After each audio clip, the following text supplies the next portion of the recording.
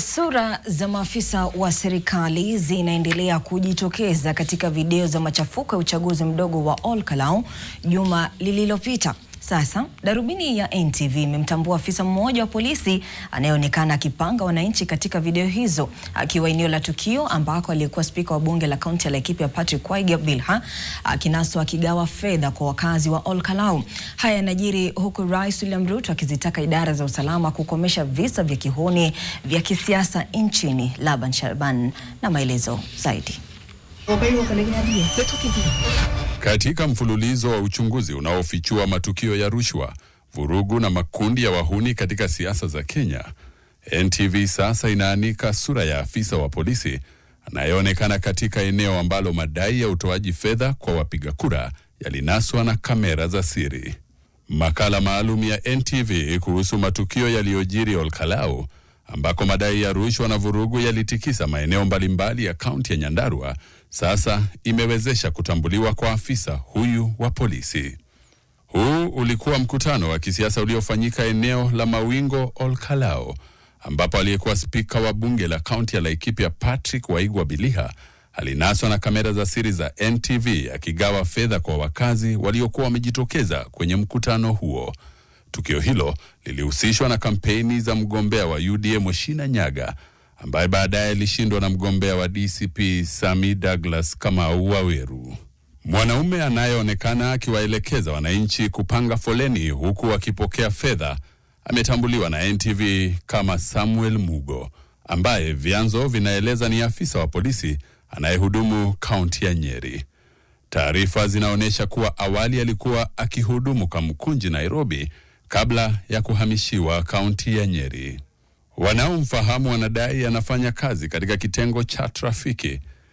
Matukio ya Olkalau yamezua maswali kuhusu mwenendo wa siasa nchini na nafasi ya vyombo vya usalama katika kuhakikisha sheria inafuatwa wakati wa shughuli za kisiasa.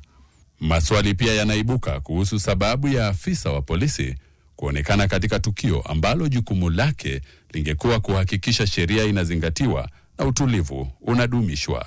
Katika uchunguzi huo pia tulimwangazia mbunge wa Nakuru Town East David Gikaria, ambaye anakabiliwa na madai ya utoaji rushwa. Mwenyekiti wa bodi ya mamlaka ya mawasiliano Kenya Charles Kamau Karondo, anayeonekana katika video nyingine akigawa fedha na kuonekana kwenye tukio la vurugu dhidi ya msafara wa DCP. Pia tumemwangazia aliyekuwa spika wa kaunti ya Laikipia Patrick Waigwa pamoja na mbunge wa Kiambaa John Njuguna Kawanjiko, ambaye gari lake lilinaswa katika tukio ambapo wanaume waliojihami na kujifunika walivuruga wananchi.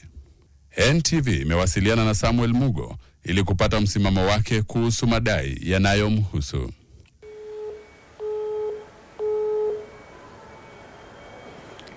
Seems his line is busy, but I've shared a few questions for him to respond to. Kufikia kupeperusha taarifa hii, hakuwa amejibu jumbe tulizomtumia. Wakati matukio ya uhuni wa kisiasa yakiendelea kuzua wasiwasi mwaka mmoja kabla ya uchaguzi mkuu ujao, Rais William Ruto ametoa wito kwa wananchi na vyombo vya usalama kushirikiana katika kukabiliana na visa hivyo. It's now clear that every sector of our society, the business leaders, religious leaders, political leaders, have all agreed that having lawlessness, goons and all these other characters, criminals, should be stopped. Now that we have a consensus, our security agencies must do their job. Kauli ya rais inajiri huku serikali ikiendelea kukosolewa na baadhi ya wadau wanaodai kuwa mashambulizi na visa vya uhuni wa kisiasa vinaendelea kushuhudiwa katika maeneo mbalimbali ya nchi kwa baraka za serikali. Laban Shaban, NTV.